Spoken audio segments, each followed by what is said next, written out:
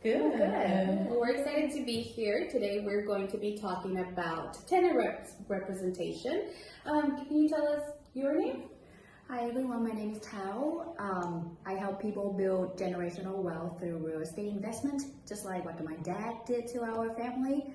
I could not have my life as of right now if my dad did not make the decision. So I'm here as a resource to support order to achieve the same success. Tell me really quick, your dad did what kind of, what did he do to help you get here? So my dad and my mom have a clothing business, and once that one established, then my dad take his sidetrack and go himself doing fix and flip without any formal education. So and he got that real estate business built up over years, saving some money, and that helped send me and my brother abroad to the US and study with the more formal educational real estate classes here. Wow, that's great. That's so awesome. Which is why she's so fashionable, FYI. Yes.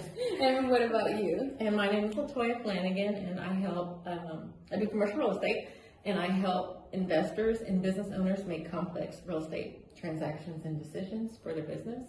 I like working with small businesses because I have more of a personal touch, and I like getting deeply involved in helping them create generational wealth for their families.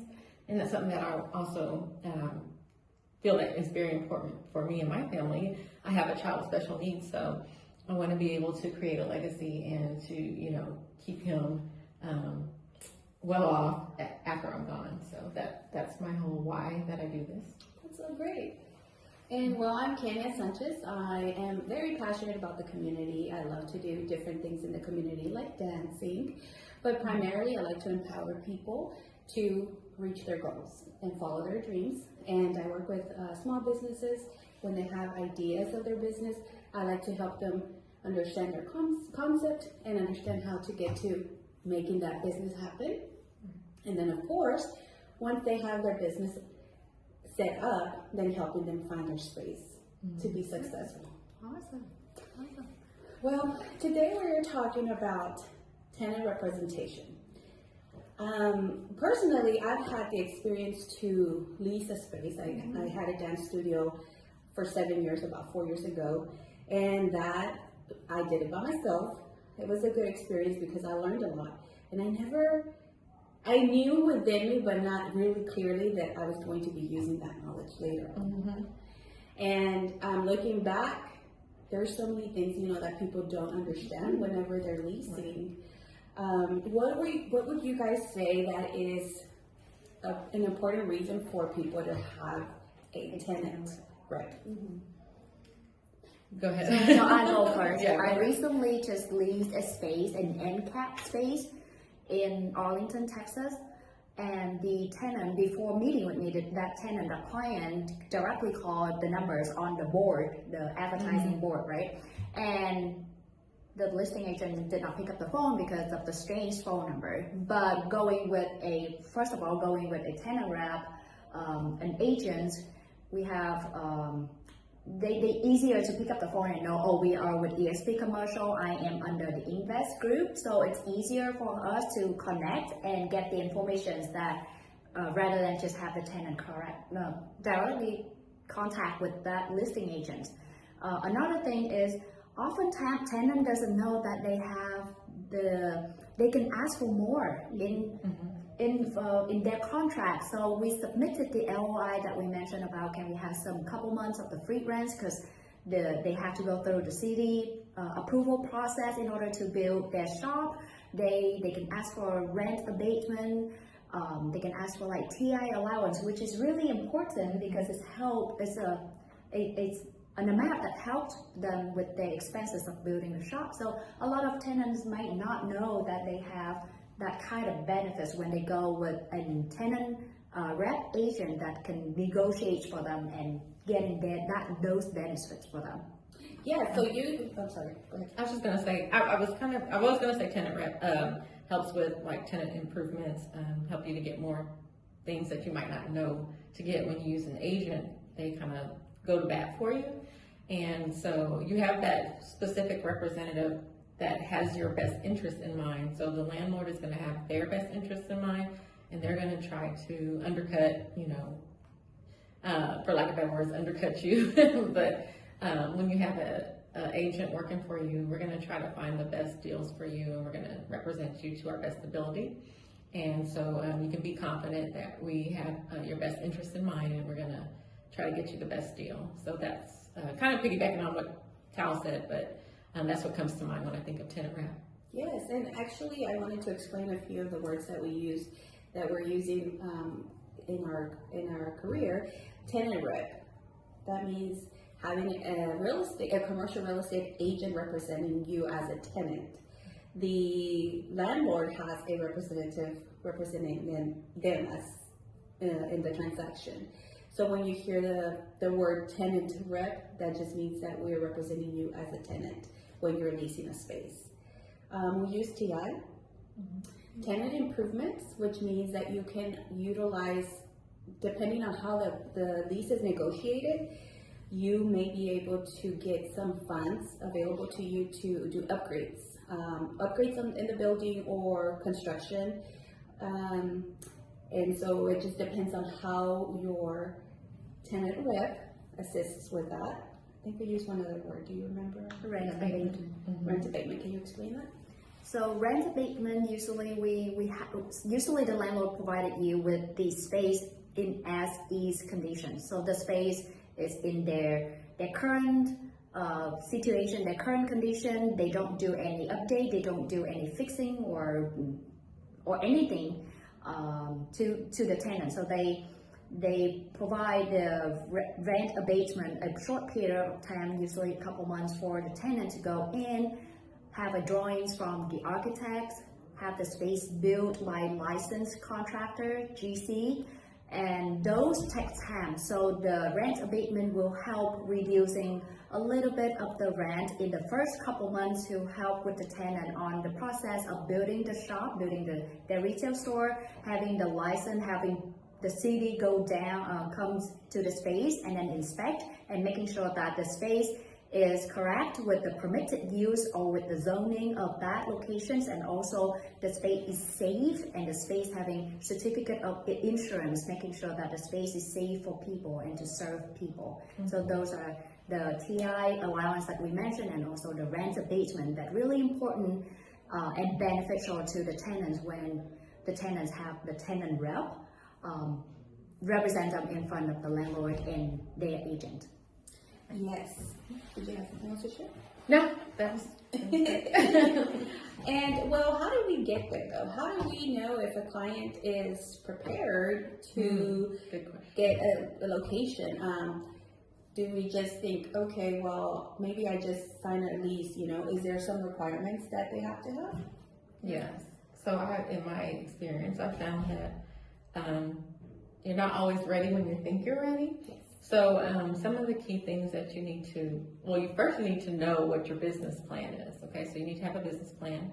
And then there are some certain qualifications that a landlord might look for, and they might be different across the board, but they definitely want to see that you have the income, maybe like 2 months worth of income to cover any expenses that might come up while you're leasing the space.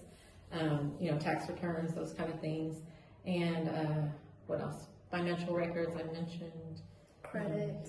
They do. Credit, that's right, credit. If the tenant already have solid operation at any other location, just add the credits to them compared to the one that this is the first brick and mortar store. If it's your first lease, then you're going to be required to provide a lot more than, because if you have a history of it, then they can look at that For sure. Yes. and be confident that you're going to be able to make your lease. But as a new tenant and you're just starting a new business, you definitely need to go through the process of developing your business plan and getting all that laid out to show the lessor. Yes. One of the things that I've been asked is, for example, why do they care to know that much information? Well, this is a business agreement between you and the landlord, as far as you being the tenant. And it's an investment. It's an investment. When you're investing into them, but they're also investing into you, because they're foregoing the opportunity to have a lease with another person that may be further qualified. And therefore, when you are preparing yourself, you want to make sure that you are showcasing yourself to be strong and that you're showing that you have the financial capacity to be able to make it through your agreement, your lease agreement, which is generally, maybe you have 1 year, but generally that's not a good investment for a landlord. Generally, you're looking at 3 to 5 years minimum, right? Yeah. And you do want to showcase that you can cover sometimes up to 6 months. She said too, it depends on the landlord, sometimes up to 6 months that you have that amount in your bank account specifically for your expenses whenever you open up, because it does take a business to show success about 6 months minimum. You have to open, you have to renovate, you have to market, you have to let people know you're open for business, you have to go out and get people to come into the door. And it takes a good amount of time for a business to start showing some income. So you need to be prepared to pay your expenses, your employees, your bills. And so you need to start planning that ahead of time when you start thinking that you're wanting to get a lease. So I have a question for you, Kenya. Was this your business, your dance business, was that your first one? Yes. Okay, so when you opened it, what were you most unprepared for? Everything. Everything. I did have a business plan, and I think the business plan helped me so much. But I wasn't financially, prepared. I was a little bit backwards in that sense because I pushed really hard to make it to the 6 months. I did have a 6 month abatement ability, and so I gave myself the 6 months to get those people to start coming in, and so I can start making my bills and everything, up. And thanks to my business plan, that worked. And it was so impressive for me because every time I started to reach a milestone, I was like, that's in my business plan. That's in my business plan. The business plan was to the T, where the feel of the studio, people would tell me the words that I wanted them to feel when they came into the studio. The color scheme was specific for a reason. So I did use the business plan to my advantage in order to make that happen. I was able to have that location for 7 years and grow. And so now we created a community with that. Nice. Testimony. Yes. And so I get a lot of questions about how to create or where to create business plans. Now I know that Fort Worth has a small business center that they do classes, and it's free. So if you are in need of a business plan, just Google Fort Worth small business development or something along those lines. SCORE, right? SCORE. I think that's a program they have within Okay. thing, but yeah. So that's a good start, a good place to start, I think. I actually used, and you're right, I don't remember the name of the organization. It's nonprofit, but they're volunteers that have experience in business helping and mentoring businesses. So I did have one of those for the studio to help me kind of get an idea and courage and confidence. But yes, but also there is templates that you can use. Some people are very comfortable with using templates and overcoming, like just kind of filling it out. There's templates you can Google. Yeah, definitely. Anything else you guys have that you want to share? I don't think. Let's see. I guess key advice. Is there any? I guess mine would be, like I said, just having a plan for the small business or new business owners. Just have a plan, stick with your plan, and also get advice from experienced business owners, and see what they ran into, the problems they ran into, and try to avoid those common mistakes. And then always my advice is to always work with a professional, so always work with a commercial real estate advisor, so you can know what you can get for your budget, so they can work with you on your budget, and they can help you get more. They get more for you than you working alone. So that would be my key advice. Yeah. For myself, I would like to get my tenant, my client prepared, just what you guys mentioned. Just prepare on the business plan, on especially the financial statements, and if they also have they want to open an LLC, they want to open that space under an LLC, get those paperwork ready. Because you don't want to go into a lease and then you put your name under into that lease and then turn out a month later you say, hey, I want to change from my personal name into an LLC, and you changed all of the trade name, and yeah, so it will become another process of maybe delaying the process of the landlord approving the space for you.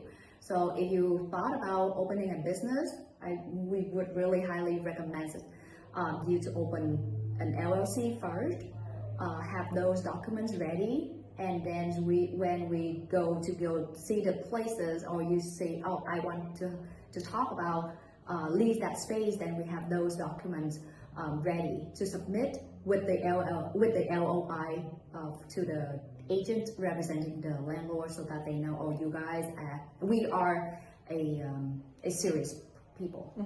Yes, definitely. LOI, letter of intent. It's kind of like when you're buying a house. It is your, what is that term for when we're buying a house? Offer letter. Offer letter. And yeah, overall, I would say do know that it's a process. So like everything, there is a process. Communication is very important with your representatives. Also understanding that if you are not prepared yet, then we cannot move further until we have all the steps that we mentioned. Having your LLC, your finances in order, your credit score. And so those things help us find a landlord that is willing to work with you and invest in you as well. And it is a mutual, it's a partnership when you work with one of us. We are in partnership, so we are looking for your best interest, and communication is very important. Well, I think that's it. So we look forward to coming back again next month, and we're going to talk about another subject in the commercial real estate, and we're excited to be here and help you. Thank you. Thanks, everybody. Bye.